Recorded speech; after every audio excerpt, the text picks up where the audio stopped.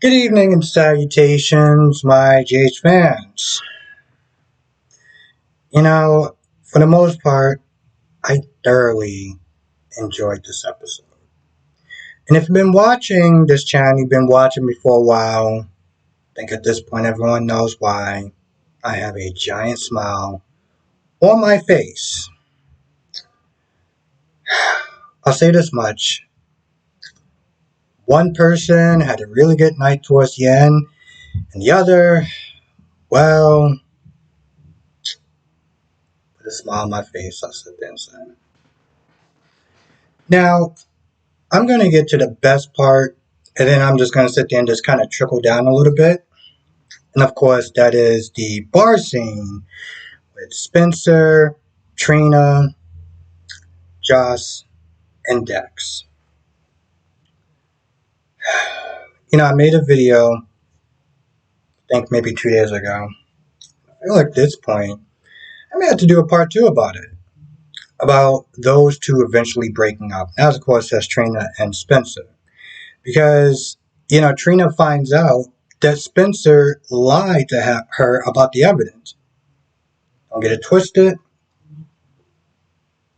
Although I don't think it's necessarily a good idea, maybe to take it to the cops, maybe it's not, who knows.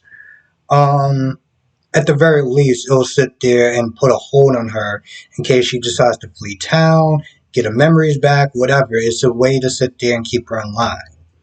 But yeah, she found out the dude literally lied to her face. And of course, they all sat there gathered around.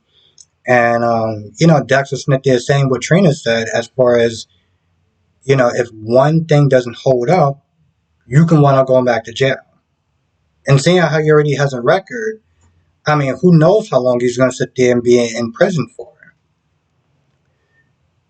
Spencer being the entitled, privileged prick that he is, had an attitude with that. Which is kind of funny because Trina said the same thing, but whatever.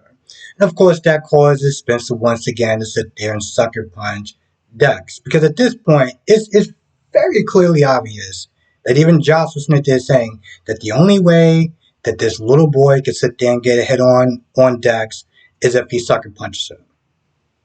So when he gets back up, he tries that again. I'm going to save this on my DVR for a good 6 months. I'm going to sit there and replay every single ounce of that scene over and over and over and over and over again. And of course, he tries to fight him again. And this time, Spencer's on the floor. Would it take 2 or 3 people to actually get his ass up off the ground? Now, of course, you got Sam and Dante, trying to enjoy the night out. And, they turn around and you see, the kids pretty much being there. And, Dante's like, what, listen, let's just kind of focus on us. Let's just kind of just chill. Of course, the fight goes down and, Dante's like, God damn it. He gets up, he gets over there. He's also one of the people that does help, Spencer gets up. And, he asks Dex, do you want to press charges? Because you guys have to remember, he got, Spencer attacked him first. Dex is like, what? No, it's cool. Let's just go. So he leaves. Dante tries to give him some words of advice. Then Dante leaves. Then Trina pretty much kind of reams him out. And I sit there and I look at this. Because she's like, I'm so tired of you acting this way. And once again, putting your hands on people, being entitled, this, that, and the third. I'm just sick of it. And on top of that, you lie straight to my face. So she reamed him out and she left. Now he's standing there, broken body, broken ego, hurt mentally, hurt physically, and eventually he limps his little ass right on out that damn bar. And of course, you got Dante and Sam just commenting, doing commentary on the whole thing. And, Dante was like, I guess Dante sat there and looked at this. Sam was like, yo, listen, maybe he was a kid. That might have been kind of cute, but now he's older. It's just annoying. And Dante looked at this like, from a man's point of view, you already got your ass kicked for Cynthia trying to flex. And now, you're beaten up. The girl just practically rammed you out. It's not a fun day. And of course, they went back to their little date that I really didn't give a damn about anyway. But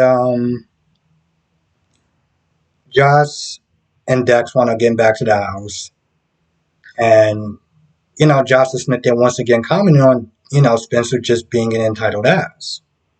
But at the end of the day, they wound up Smith there, having love in the afternoon, and yeah, Dex had a good night.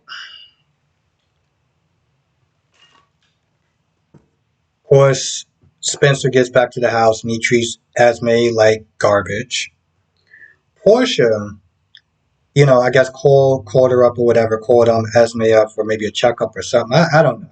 But pretty much what she's trying to do is she's trying to play matchmaker. She talks about how Esme and Spencer can kind of benefit from doing these parental classes. And of course, Esme is like, it's been very difficult to sit there and try to get them on board about certain things. And so, she's meant to try and play the matchmaker. And I look at this whole thing, right? So I've been defending Spencer as far as the way that Portia has been really just going at his character and everything, right? And defending him. But here's the thing. As much as I don't like the way that she comes down on him, and it's like, well, you need to sit there and kind of worry about your own marriage and your own messiness, she doesn't have to try that hard. See, that's the thing. She doesn't have to try that hard to separate her daughter from Spencer because Spencer is doing all the work pretty much for her. Up until a point that Trina wound up visiting her. And, Portia was like, oh, they're just going to be hanging out with Spencer. And she was like, yeah, I wasn't really feeling it. So I left. You got that going on. Right? And then you got Carly and Drew and then their last night together. And once again, Drew reiterates his BS reason for him going to jail for Carly. They have their love in the afternoon. And that pretty much ends that. But, of course, we do get to sit there and see from the great Cyrus Renault. And towards the end, he's sitting there telling the guard, oh, yeah, we're going to be sitting there having Drew come in. So that little thumbnail that I put up is not really that far off. Probably going to want to be bunking with Cyrus from time to time. So that should be pretty interesting. Cyrus still got power in prison. Dude Ben had power in prison. Oh yeah, Violet set up Liz and Finn for a date. That was it. And the only thing that I can really sit there that came out of that whole thing, I was like, bro, Finn, you need to sit there and find a way to child-proof your phone because she was pretty much ordering dinner and everything else on your phone. And, he's not this one. I was like, oh, yeah, it's just how it is. I need to be more careful. I was like, that's not funny, bro. That's not funny. The fact that she's, 7 or 8 or something like that, she's getting into your phone, bro, do better. That's ridiculous. That is the only thing that I took away from that whole scene because everything else I really didn't care about at all. Some other stuff wound up happening. Oh yeah, I almost kind of forgot. Ava and Austin. Ava's sitting there saying, first of all, she doesn't even at first she doesn't even want to sit there and let Austin in the house. Austin came in there and Austin, she's sitting there reaming him about, oh, you set up that whole thing with kidnapping my daughter and stuff. And Austin was like, yo, listen, this was the best of a bad situation because it got Polora fired or whatever, right? And he was like, it could have been worse. She could have been dead. She sat there and looked. He sat there and looked at her. It's like I'd rather have her fired than her dead. These people are not to be played around with. You don't get that. They will literally sit there and take out the nanny if they feel it's not obstacle. Hell, they'll sit there and take you out and just go from a different direction. And the fact that Ava was like, "Oh, I can't believe you got me involved with this," I was like, "Girl, what?" Well, you might want to sit there and slow down on the martinis at this point. If you sit there blaming him for what you getting pulled in his mess, so you had to sit there and explain to her for a good 4 or 2 minutes or whatever about how he helped her out. Dead bodies and everything like that. You want to kill Nicholas? Oh, I did it by accident. Yeah, because that's really gonna matter.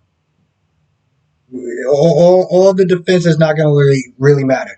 Bottom line is, you got him pulled into it. Now, granted, at the end of the day, she didn't put a gun to his head. You could have obviously said no. But let's not sit there, and start playing blame games, okay? We're not going to do all that. Anyway, they're talking. At some point, Austin winds up kissing her. And now you got that whole thing going on.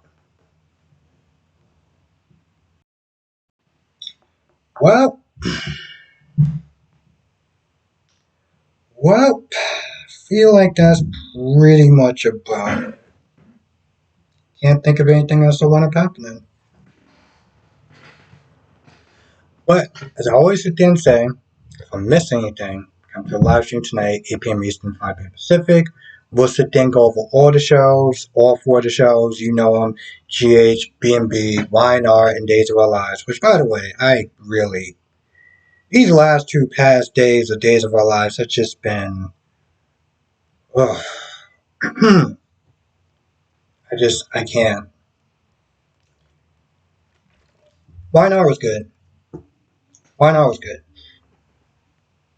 I didn't have a lot of time with everything like that I was doing today, but I did watch it, so we will sit there and be talking about that as well. And with that being said, I'm going to go.